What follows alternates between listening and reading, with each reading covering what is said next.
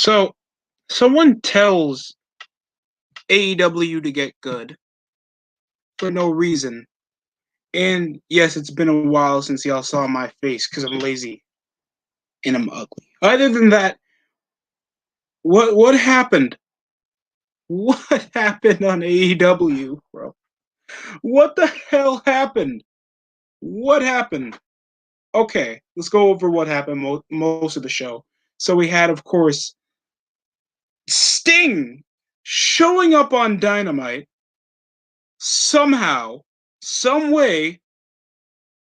Cody just made a back reference, and then Sting just showed up on Dynamite.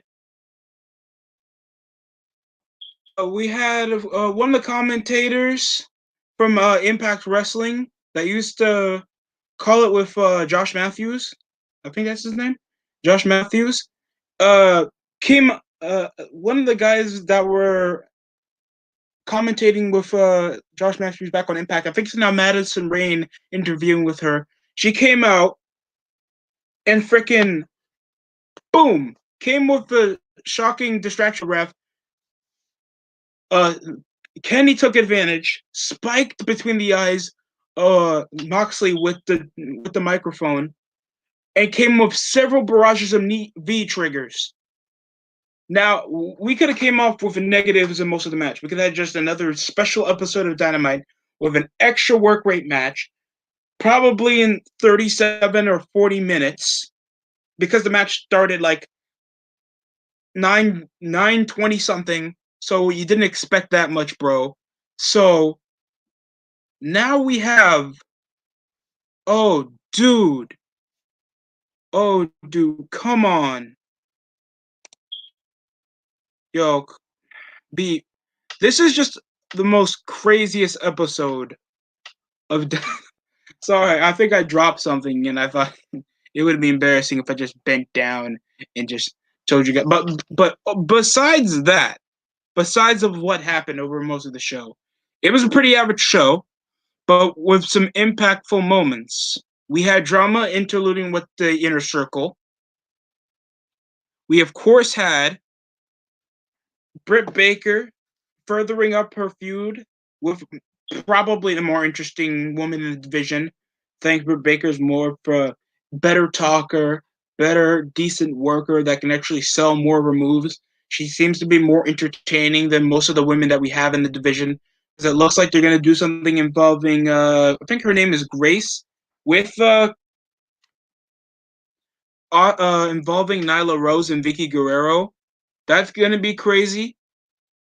And either way, that's going to at least interlude drama. And that's what I think many other fans have been asking for, because Sting's going to pop a rating.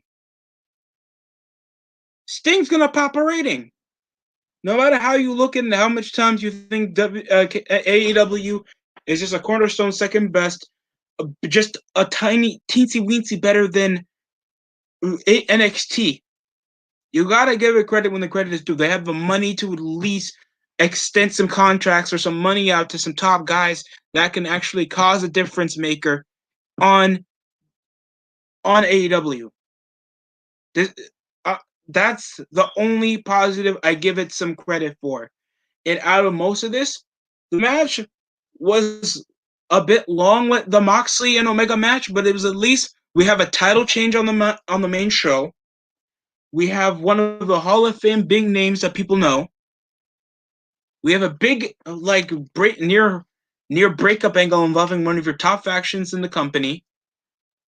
The Young Bucks get made fun of for their book and be talking about how tight their wrestling tights are while they have and thinking about their erections. I thought that was an awkward rap. Why they're having an AEW Dark Jobber Fest, like try to barrage them. Like first it was their thing with 2 Hype, and now they're feeding with 2 HQ with the minor guys now being FTR. Yo, that's my kind of a bit of kind of dumb. It really is dumb, especially for some of the corner guys that's been like having like 100 matches. and going nowhere except some minor matches where they lose to the champions anyway on like an episode of Dynamite or something. Like Jurassic Express, the Private Party. Well, the Dark Order, well, it doesn't make sense because they're jobbers. But dude, you expect a bit more of what's supposed to be the major focus here on AEW, more of an extent on the tag division. And I understand that, and I respect them for trying to focus on what they think is being underutilized on the WWE platform. But in AEW, we embrace having 20 tag teams, and then we have jobbers just having more screen time than the guys we actually signed. I think they're called the Absolution, and then they come around to making a diss rap on the Young Bucks. And it was trash. I mean, you think it would be a bit funnier because they're disrespecting the book. It came up with 2HQ jumping them from behind because they literally just warned them to look behind. And you think, oh, they would attack them from behind with trying to annoy them or something. No. We also had that battle royale to see who will face off against MJF for the thing. Even though it makes no sense. Like the Diamond, I think like the Diamond doesn't play that much of a major purpose in this part of the show, because now the biggest chip, now it came from being like the biggest chip on the shoulder, other than using it as a cheating method for MJF to win most of his matches, to just being there unless it's supposed to be there near the finish. If I'm trying to make sense out of this, so the match was fine. We had some interluding feuds in the matter of this because Scorpio Sky be feuding with Shawn Spears, even though nobody cares. He then came around with the glove and tried to clock him and try to eliminate him while he was still out.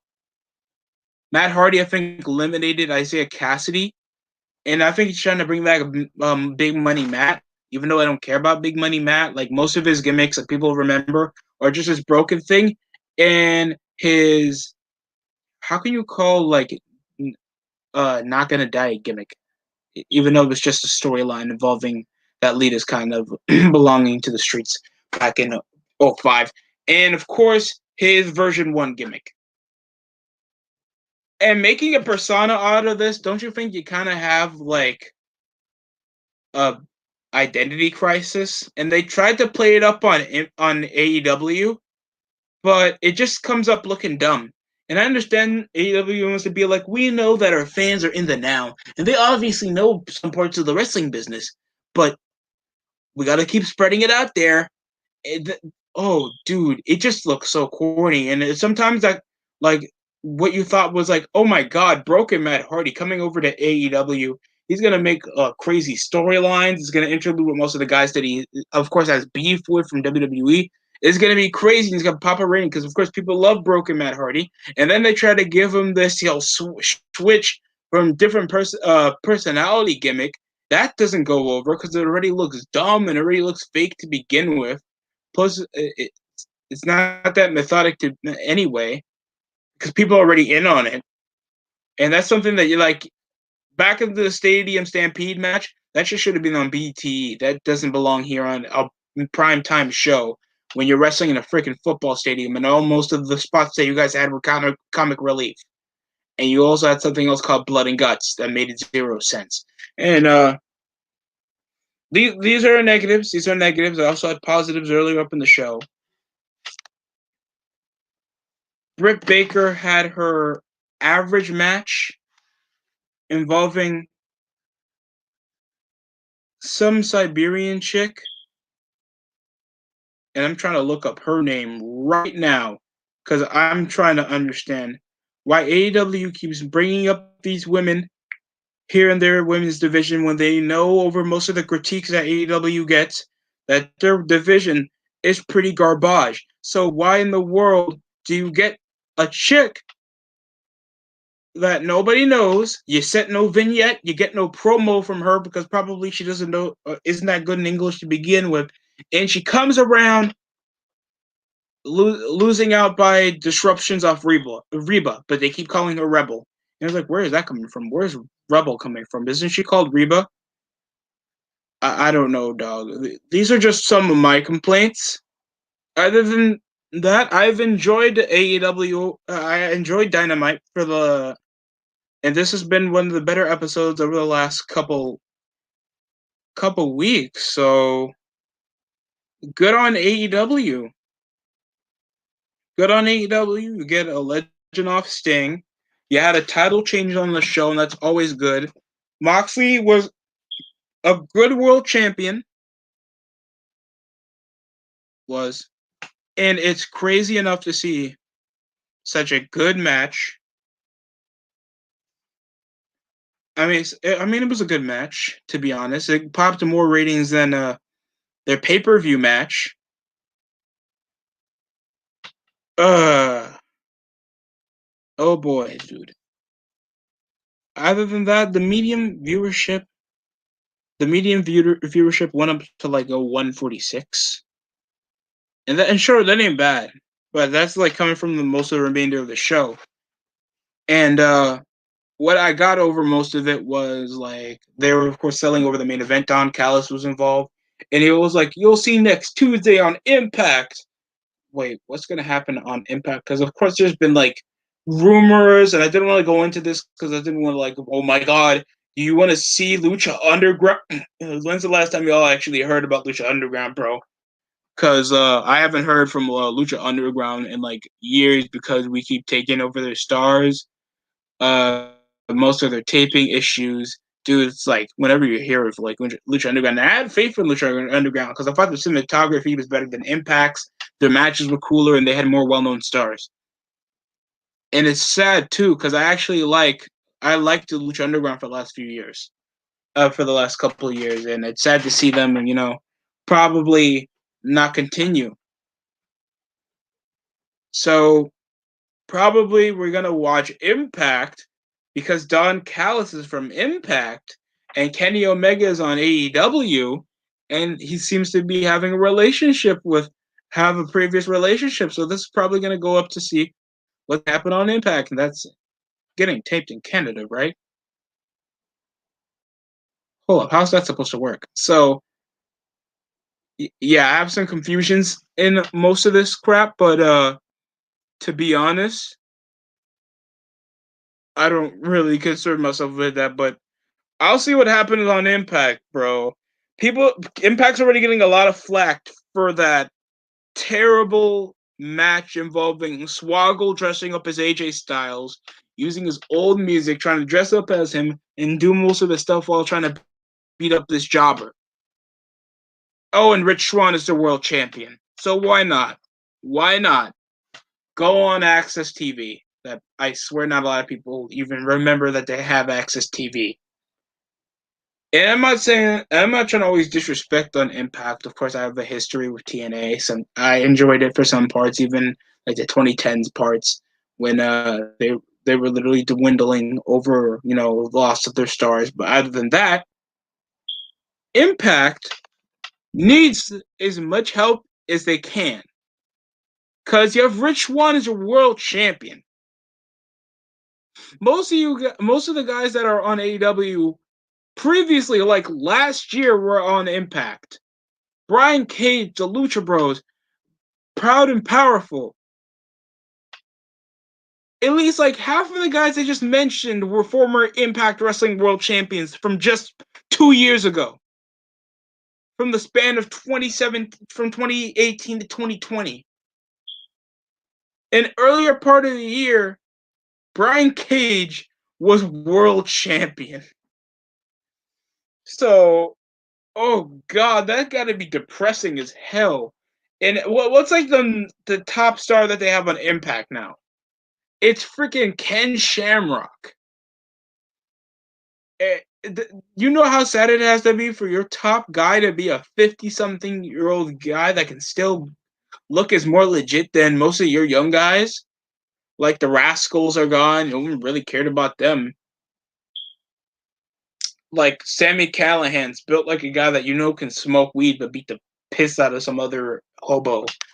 And Rob Van Dam that only had some semblance of notoriety because Katie Forbes had a bit of a wardrobe malfunction due to water in some kind of thing on Twitch, and then then Twitch couldn't have that. But they have female Twitch streamers messing all the male Twitch streamers up. So that's my opinion on the matter. Other than that, I thought AEW was good. Gonna give it. I'm gonna be nice, and I have a reputation of being a critic when it comes to pro wrestling shows. Whether I like the show or not, just overall, it needs to be a good show. I don't care if a match was good. One out of show. One segment doesn't sell out a show. One quick little snippet does not sell out a show. It needs to be the overall product. And if the overall product doesn't give as much as that one segment, it's only going to get 1 point. In Dynamite, I think it deserves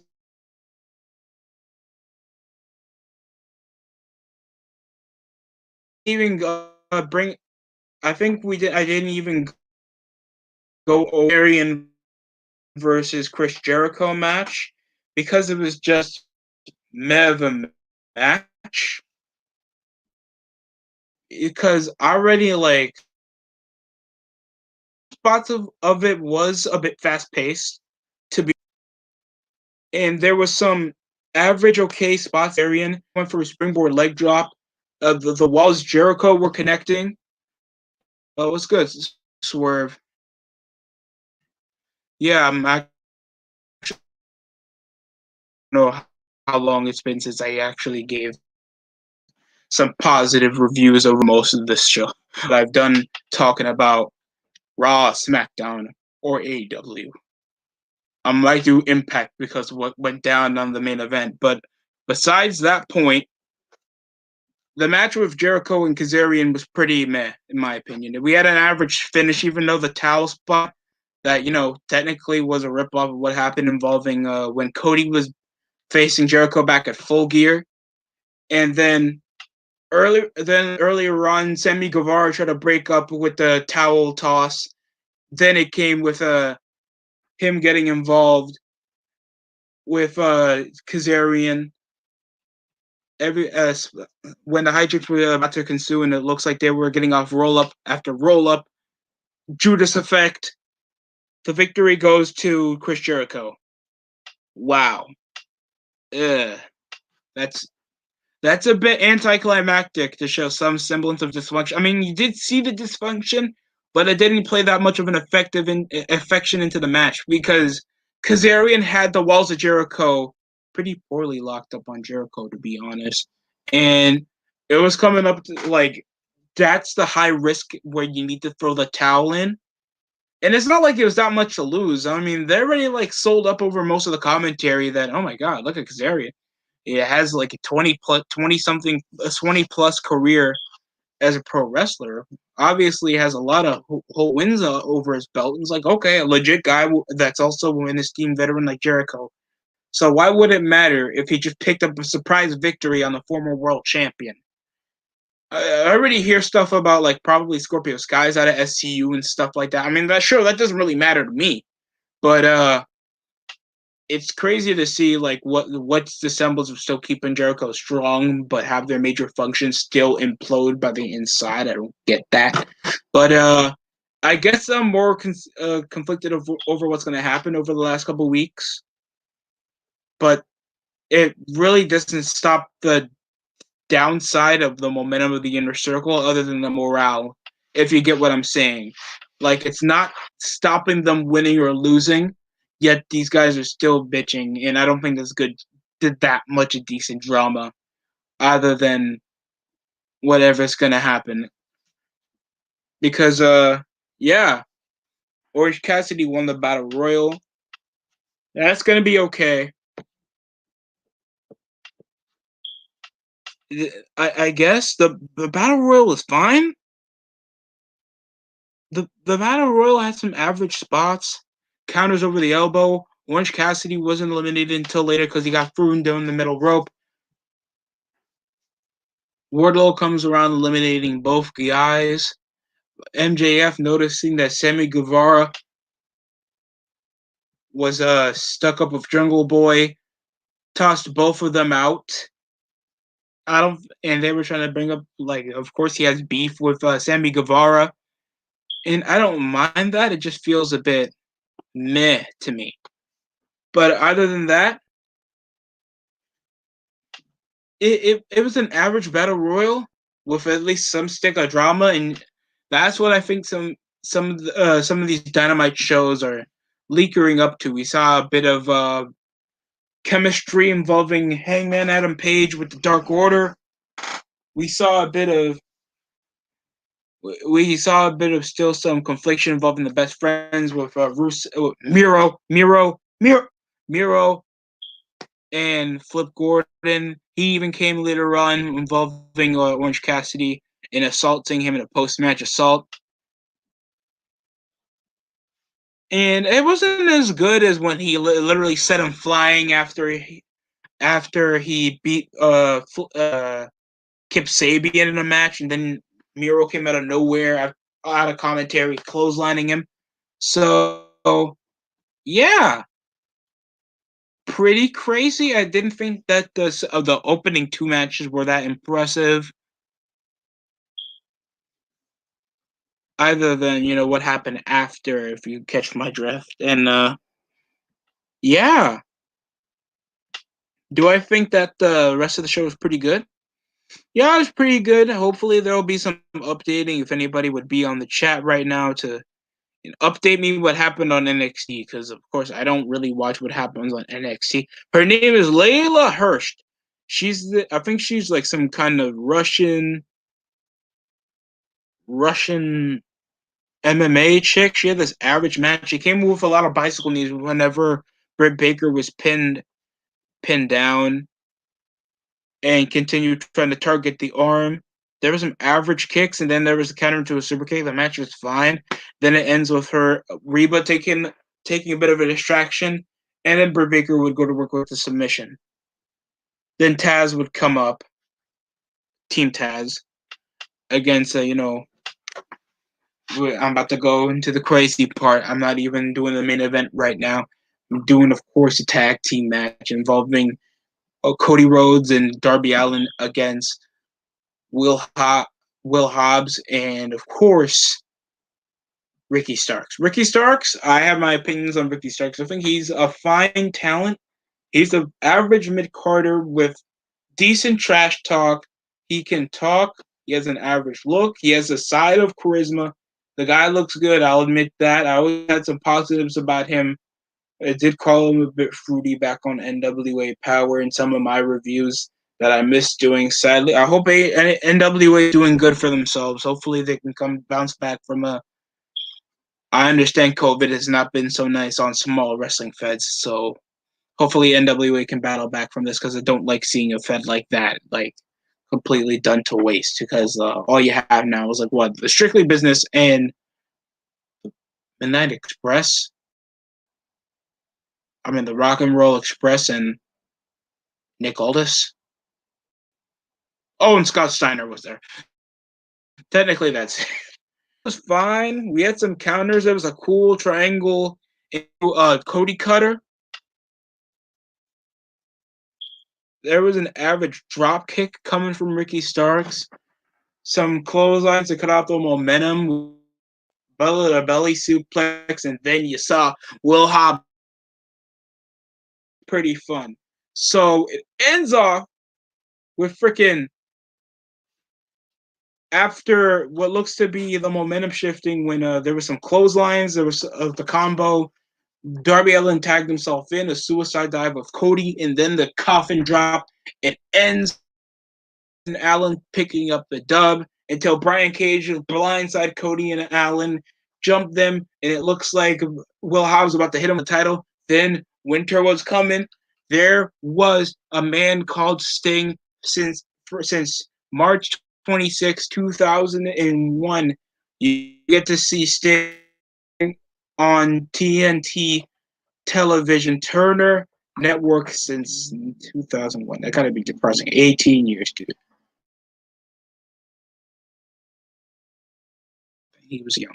So I'm joking. He wasn't even born until September. So we had a pretty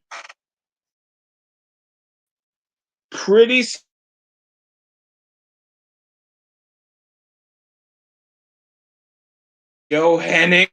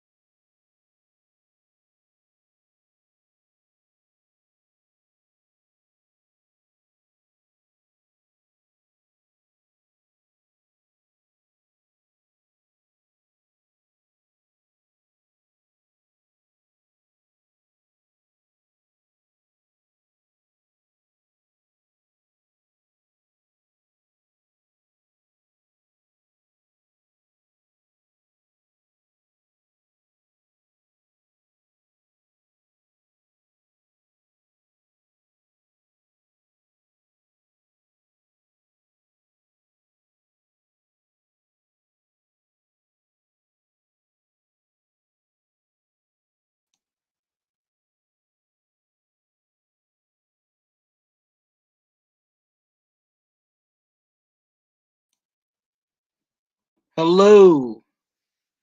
We are back. Yo, that was odd as hell. I apologize if anybody missed out on seeing absolutely nothing. But we had a bit of a connection issue just a moment ago, and it just altered the stream. Somehow you're still able to see my face, or what, or this avatar. But other than that, holy crap! I apologize for that. That is just poor connection issues, and I have a history of that. Screw my E classes though. But holy crap! What? That's practically what I'm gonna end it here before anything else happens. I kind of want to make this a short and sweet review of Dynamite because a really surprising episode. But if this was a boring ass episode like what Raw SmackDown been giving me or NXT, that shit you could wait for like a few days because I'm not giving that the time of day. But AEW gave me a surprising episode.